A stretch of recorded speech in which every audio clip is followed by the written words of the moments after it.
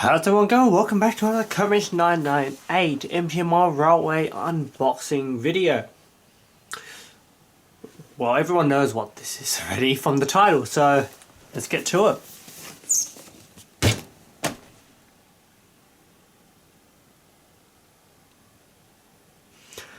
So, as the title obviously says, today we're having a look at a Bachmann Branchline Class 350. Another one of Sonic's models. It's in for DCCing, same as a lot of the other stuff, or maintenance, or whatever it is. This is was purchased brand new, and it was sent over because it's going straight onto DCC as soon as it's completed its initialization test. Possibly no review. We don't know. We'll see how much time I have with them. So it's just the unboxing for this one. This is actually his third 350 in the fleet, so yeah, it's the second London Midland unit that he has, and this is actually kind of special as well. So this was purchased from Olivia Trains, if I recall, and it's been renumbered. So no idea what it's been renumbered to. I don't know what's the difference between the numbers. I don't do British trains anymore, so I don't understand car numbers, but so this one's been renumbered, so it's something a bit more unique. Anyways, let's get into it. So, a regular Bachmann Branchline box. Haven't seen one of these in quite a good long while, after doing mainly Australian and even saying Japanese stuff. So, and I just got matte stuck to the box of the box. So let's have a look at the product code. It is 31032, class 350-1, 4-car EMU, number 350101 in London Midland, DCC 21 pin. Haven't gone to the what's on the back. So we've got a little bit of brief history. Of course, we will have a brief history section in this video. I think, yes, it is this video which is the opening bit of videos which have the brief histories. So we'll have our own brief history, but you can have a quick read on the brief history that they've given you, and the rest of the box is just pretty regular standard Bachmann box. So it's got 4 carriages, so it's got each carriage is set in its own box, which is kind of nice, kind of annoying honestly sometimes. So used to most of the other manufacturers not doing this, so bring all 4 of them out in one go. Let's have a quick look at the paperwork. We've got the Siemens Destro Class 350, so it's your regular operating manual and your exploded diagram. Nothing near the sort of detailed in terms of exploded diagrams when it comes to our trains, Australian and stuff, because like this is like all just one thing, and supposedly you can only replace the things underneath, which is kind of unfortunate, but there you go, whatever. I don't do British anymore, also because the prices are kind of all over the place. Like supposedly this model now costs like £50 extra or more to when he originally bought his first 2, so the prices are all over the place. There we go, we've got our 4 carriages. You've got your 2 end units in the front, then you've also got your 2 trailer units. Obviously that feels like a trailer. Can't remember which is I think this is your power unit. I can feel the weight on that, so put that aside. Well, I obviously have to take everything out. I also don't know which way it's supposed to be marshalled. Maybe there's numbers on it, not sure, I haven't. We'll find out. Let's get through them. So carriage 1 we're going to open. This is the driving units. We'll do the 2 driving units first. Standard Bachmann packaging, pretty much standard. Actually, pretty much standard packaging for everything now. So yeah, they were made by a company called Siemens, a German British company. Very large company, one of the largest equipment manufacturers in the world, railway equipment manufacturers. Don't crash into the B, please. That's number 35127. So we'll just I may have to actually pack up as we go, or get the boxes out of the way, because this is going to be a complete mess by the end of this. So second driver's unit. number exactly the same. So this is being renumbered as unit number 350 127 compared to what it's supposed to be on the box, which it specifies as 35 350 101. So there, it's gone from 101 through to 127. Right, so this is your power unit. This one's got accessories, so we'll leave this to on to last. We'll get this one out instead. This should be one of your just a regular trailer unit with no panel, it's just a regular seating carriage. There we go.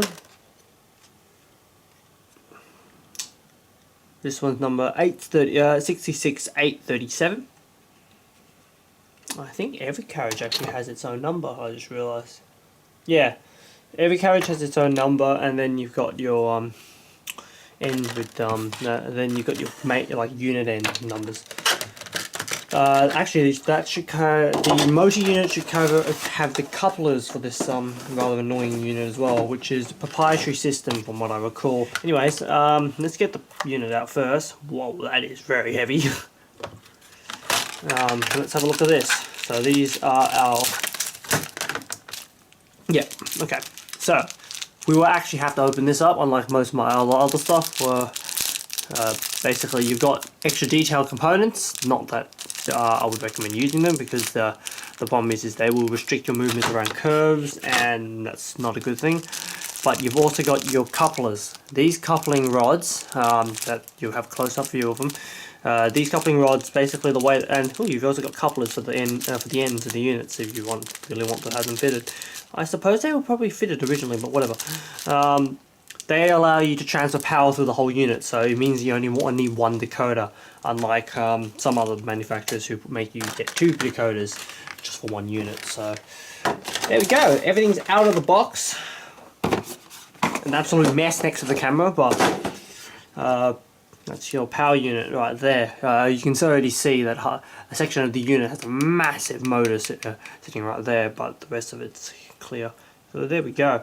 Anyways, that's all your 4 units. I need to find out how you have to marshal them, but I will grab out we'll get up nice and close and have a look at them. Let's get into the history of the model. Sorry, not the model, of the class.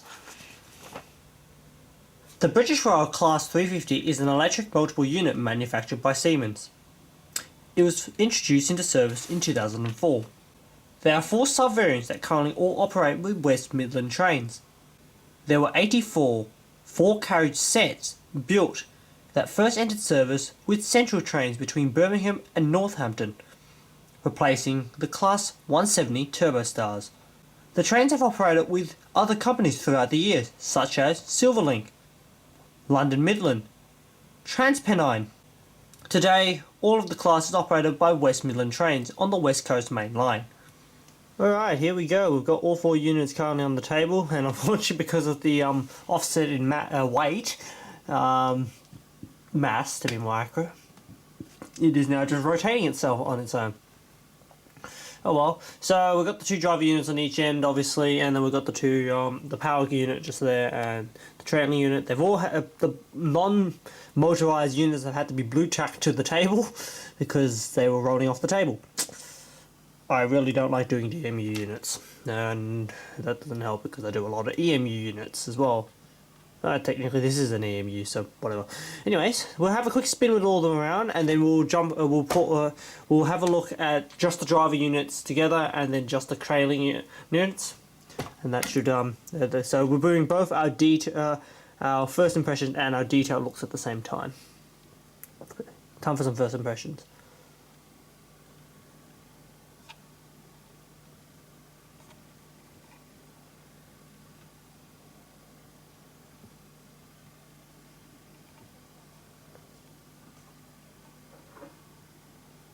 The model definitely looks nice. Despite the age of the model, they still have a lot of details in them, and it's definitely still feels pretty up to date. There are a lot more molded pieces than I would accept. Like there's molded stuff on the gangways and stuff like that, but all that's minor sort of stuff. Of course, you've got a bit of undercarriage detail, but the sort of detail in these is more just on the sides, not underneath specifically. Actually, no, it is underneath. That's pretty nice. Who would have thought? It's actually they actually put quite a bit of undercarriage detail, which is pretty nice. But yeah, so other than that, paint looks nice. The headlights, I know that it's got working headlights in directional headlights. Again, couplers are not fitted to the front of the unit, but it's an NEM coupler. It's nice and easy to fit the socket in and then put a coupler in of your choice. But yeah, it all looks pretty good. As I say, you got seats on the inside. I can't remember if there's working headlights. And this should pop up as well, if I recall. There we go. You got a nice pantograph on that unit. So pretty, as I say, pretty nice and detailed. It does look really nice. I can only assume its operation because it should be about the same as the other one. So that's unfortunately not going to be a first impression. But there we go. Yeah, let's move some stuff around and let's have a look at the two driving units. Okay, here we go. We've got the two driving units now in front of us. They're both printed with 350 127, which is obviously the unit number. Sorry, set number. Let's give it. So, because it's going to be a detailed look, let's put the cameras in nice and closely. So obviously at the front you've got your gangways, you've also got your bumpers. So what I call by bumpers is not really the right term, but it's like this grated stuff on the side, on the front. Basically it's so that in a collision the trains will actually like interlock with each other, the carriages will interlock and not go on top of each other. It's a modern safety feature of a lot of units. Mainly on end units, not usually between carriages, sometimes between carriages as well though. No Siemens do quite a bit between carriages. Our Siemens Nexus units have them. So you got your as I say, you got your driver's cabins here. I can't really tell if there's anything. There's definitely stuff on the inside, but I don't know if there's like specifically a particular detail because that window is dark as ever. Very nice doors. Got very nice bogie and shocks bogie detail. You got your shocks and your air suspension. You got your stuff underneath the carriage. As I say, you can see your seat. Just see your seats. Let's bring the light down a bit. You can just see the seats through the windows. Through the very nice glazing. London Midland livery is applied nicely. I don't know if this is accurate. Never seen it on the Midland before, but who knows. It's got the destinations on the side saying London Euston. Carriage number 63737. Onto the gangway side. You got your high voltage stickers on the tops of the carriages, which is nice. You got your little display screens that I actually cannot see. No idea what they're for, unfortunately.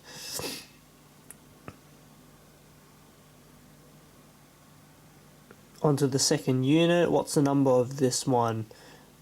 Number 63787. So again, you got London Euston and the destination. Very nice crisp paintwork.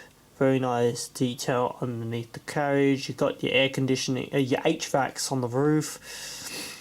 Because all modern trains need HVACs. Back onto the coupler, back onto the bogies, and then back onto the front of the units, where we have also more gangways, and these are very nicely detailed gangways. So yeah, there we go. That's our two driving units. They do look really nice. It's kind of interesting, odd having gangways right on the front though. It's not a Australian thing to have gangways on the front of the train. I understand that a lot of British trains do have that. We tried it with our Hitachi trains, and well, within a few years we went along and got rid of them basically and boarded them up and panelled them. So there we go. So that's our driver units. Again, your headlights there. You've got this. I can't fully remember which lights it was. pretty sure the two big lights go white on coming towards you. I think possibly that top light. I don't know what, not sure what that is. I can't remember. So, yeah, we'll see what lights go on obviously when we have it on the layout. Yeah. All right. Let's zoom the camera out slightly and let's swap the carriages for the two trailing units. Alright, there we go, we've got the two trailer units now on. Now I should just note one thing, that when we do the running in, we will be running in just the motor unit first. I'll obviously not really get that many shots of that running, but we'll get some sort of progressing sort of shots so that you can hear it as it does its run in. But yeah, because you should be doing your running in without a load, and having 3 carriages attached to it is quite a load. Anyways, so let's again zoom the camera in. Detail should be basically the same, I would assume. Again, you got the little screens on the side. I think they're screens from what I was told, possibly. Very nice sides again, all matching obviously with the front units. Yeah, some very nice glazing again. You got disabled stickers and bicycle stickers on the side of the doors, which is really nice. You got something else on top of the door which I can't actually see. I think it's like carriage C. You got in a very nice pantograph on the top. I'm just going to go and go a quick zoom in of that. Very, very nicely detailed pantograph. It's like, and even got the proper springiness, and the springiness is just, isn't that nice? There we go. So there's your pantograph. All metal. It seems like it's all metal construction, so should be nice and strong. Isn't a flimsy thing at all, which is nice. There we go. I think it looks like it's just like a pin that holds it in. So once again we got the gangway ends, and once again we got those sort of safety crash bar things. The second carriage you've got, so you can also see the proprietary couplers here quite easily. You got your 2 conductive pins, positive, negative, that just so they can transmit the power through the train itself. As most of the carriages do, with the exception of the motor carriages, with the exception of the motor, is just to power like light function, and so that all the carriages have, so it has orbital pickup basically, which is really, really nice. So 4 carriages worth of pickups. Back onto the side again. We've got again very nice bogie detail. This carriage is number 66837. And so I didn't get the pan car. That's what the pan, and what's the pantograph carriage? It's over there. Whoopsie. Number 66887. There we go. Alright, I think that is that for the carriages. We'll zoom the camera back out again. I think it's all that's up to do now is go and put it on the track and get it tested. Of course, we'll firstly do our running in, and then yeah, see you guys at the layout. Alright, well, at the layout, it's actually a day later than I planned to film this, because it's getting pretty late when I was originally filming the first part of this video, and it's raining, so that's always nice. The Australian weather has been a bit, especially Melbourne has been a bit all over the place, a lot of flash flooding lately, but this is the end of the year, towards the end of the year of 2022, so yeah. Anyways, we've got our motor unit of the 350 currently here. We're just going to obviously put this on and get it running in done. So onto the outside loop. Inside loop is currently being used for storage as part of this video anyways. It is now in operation, so this is always good. We'll just knock it back and forth as well, just make sure it fully works, and then we'll get it going. Obviously there's nothing really that special. We'll get maybe 1 or 2 passing shots per direction, and then we'll connect up the rest of the train.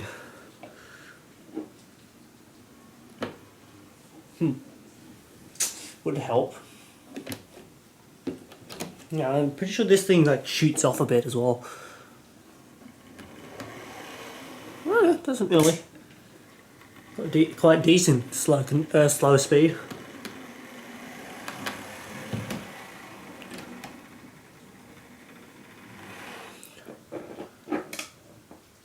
let's see its creep. Kind of. It's got a bit of creep.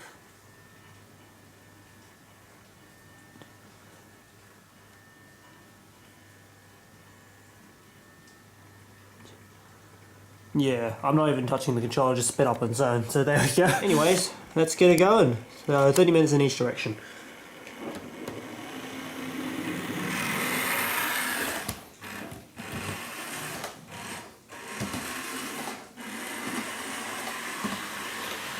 I don't know what that's all about. Alright, just before I start doing some movement, and you can see there's another 350 in the background. I've had to come up with a second carriage tool, which is actually the rear driving unit. What's kind of interesting is it's having a connectivity issue on the locomotive for some reason. Like, it isn't actually like picking up power properly. There's a problem with the power connectors in the pickup in the motor unit.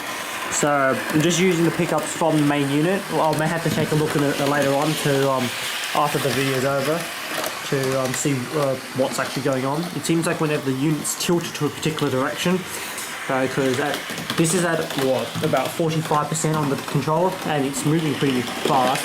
There's a lot of tilt occurring at this speed. So yeah, that's an interesting problem. Definitely not an issue with the previous 350s. So must be a problem with this unit specifically. Let's see a few running shots. So this does mean that we can actually have a chat about the lights on the carriage now. You have got the rear tail lights and desto light currently on that rear unit, because again, this is the driver's unit. Yeah, so let's get some moving shots of it. As I say, I've got a silver link version of the 350 currently out on the track. I was using that to make sure that it's like not really there we go, it's just stopped again. Not really a problem with the track itself, so, and that didn't have a single problem, ran flawlessly. So anyways, let's go and see it moving around for this test run.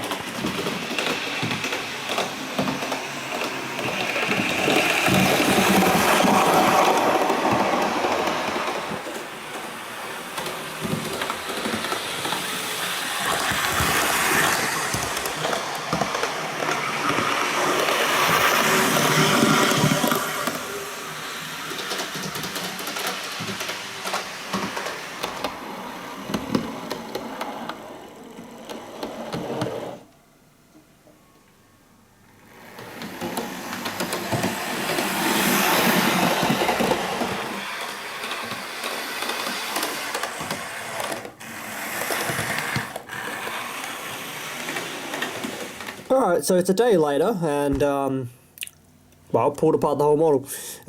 Actually feels like pulled it right down to the frame, but I realised there was nothing to do with it. It was your blanking plate. Not sure why it's a Haddon's blanking plate, but whatever this is not the correct one. So I've actually got like spare Bachmann blanking plates available in my massive box of parts just here. So just took one out and put it in. Eventually this is going to DCC anyway, so that's not really much of a problem, but yeah, so it's the blanking plate that was causing that problem. Always check the simple stuff before you check the harder stuff. Let's head back to the layout and finish up its running in.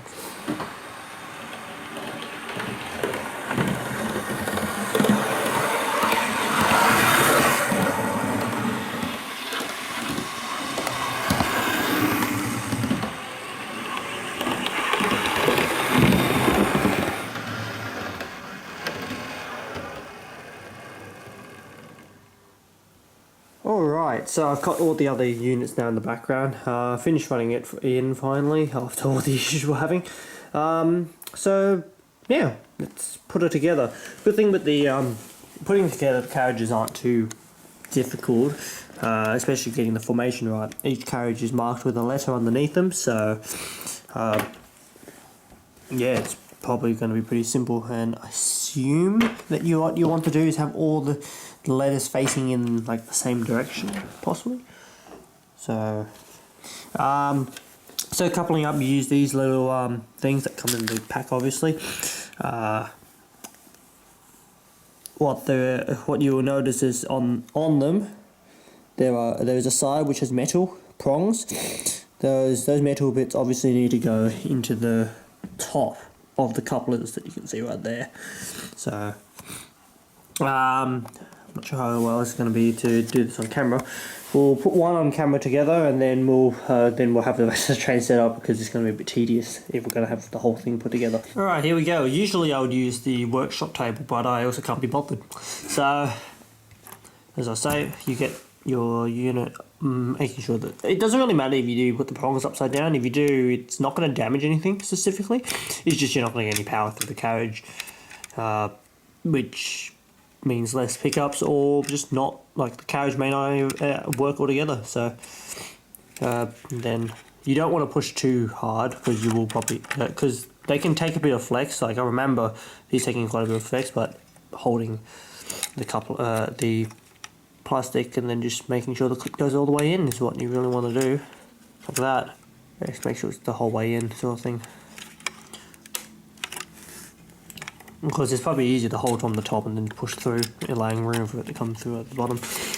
And then the other side is basically the same sort of matter. Just hold it still and then push through. There you go. As I say, they will take quite a little bit of beating as well. So it's not like it's fully like, you push too hard and it'll break it. That's just something to be in mind, really. So yeah, that's carriages A and B put together. I'll go and put B, C and D together off camera, and they'll all be set up on the layout. Alright, there we go. We've got all 4 units currently plugged up. Let's give them a bit of a wiggle just to make sure that everything is electrically connected. So now we can have a proper chat about the lights as well. As you can see, you got your in the reverse direction, you've just got the 2 reds, and obviously the Desto and the Desto switches on, and then vice versa, you've got single beam headlight, and one on the top, one on, and obviously the Desto's on again. So yes, that's all good. And obviously I've just stopped at the pantograph carriage there. All carriages do have some form of lighting, if I recall. Not that they're very visible at the moment, but they do have some form of lighting. I think for the sake of things, we'll get it moving. Just make sure that she'll actually get around the layout, because obviously some of these curves are a bit tight. And then what's it called? What we'll do is I'll probably clear up the second loop, because the second loop's in operation today, and put the other 2 350s that Sonic has, and utilise those as part of the running bids. So, because who wouldn't want to see three 350s on the layout at the same time? So let me go and do it. Ooh, what's happened here? That's very interesting. Why she stopped? That's odd. Seems to still having a few problems. So I'm probably going to sort that out quickly, and then see if I can sort that out, and then yeah, I'll go and clear up the second loop.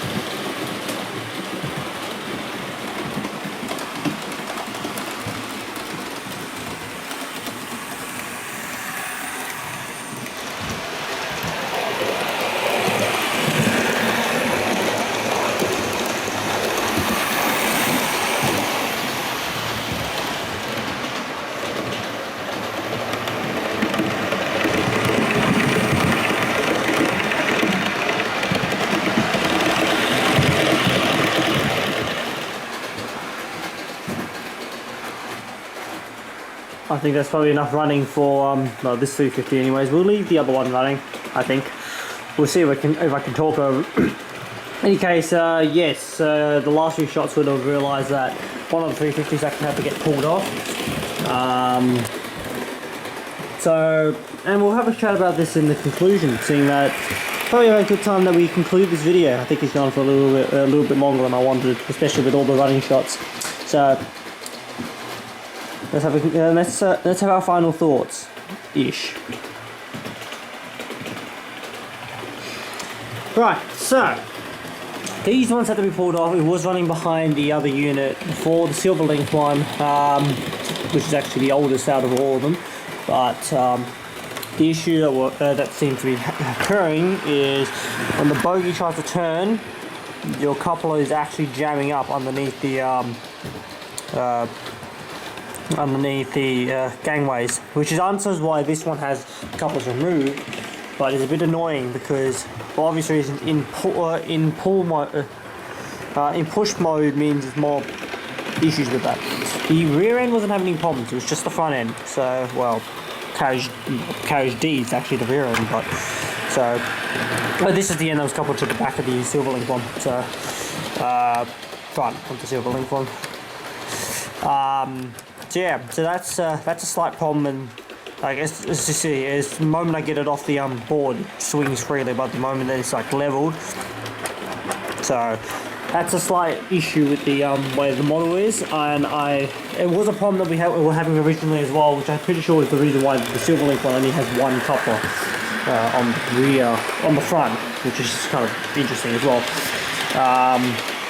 So yeah, that's the thing to look out for. If you really want to run these with multiple units, you may actually have to file down some of the plastic underneath the couplers. Obviously it's something that it's not something that you really want to do, because it can put permanent damage on the model, but if it means that that it can get around corners a bit better, it means it can get around corners a bit better. But mind you, this layout does have pretty tight corners as well, so that might be part of the reason for why that's actually an issue. Like, I don't think we've ever had that issue at the club.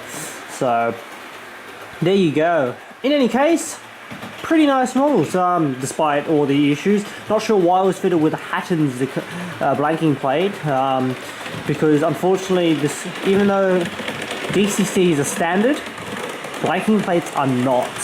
So every single blanking plate is wired up slightly differently because based on the circuit board that's per the company. So all the Bachmann ones are one way, or our Cision ones are one way. And I found this out pretty much the hard way. I tried to put a Bachmann one in, and the Cision engine was like, nah, it's just not taking it at all. So it's an unfortunate thing. It's more of an industry problem, not really a problem with the model itself. It's just still a question of how that got into the model, seeing that it was supposed to be brand new.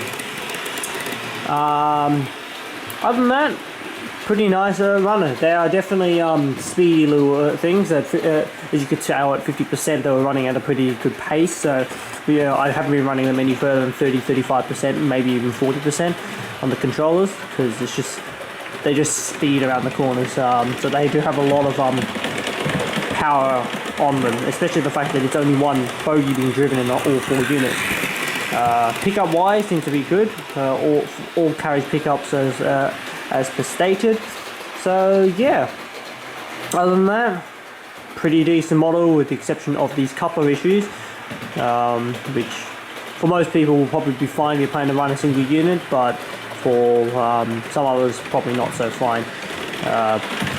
That's probably the issue with having bogey mounted couplers as well, compared to what's it called, body mounted, because again, a lot of our Australian models, if I just go and pick up one of our, this E-carriage here, they are fitted with a coupler box where the coupler is actually mounted with the frame of the body. It does restrict how far the couplers can go, but it does mean that there's pretty much no chance that the coupler would collide with the actual body itself.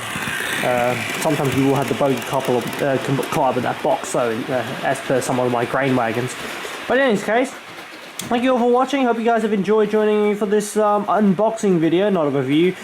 Maybe we might have a review, I don't know. Thank you all again. numbers at the end as usual. The initial scores are at the end as usual. And we'll catch you all next time.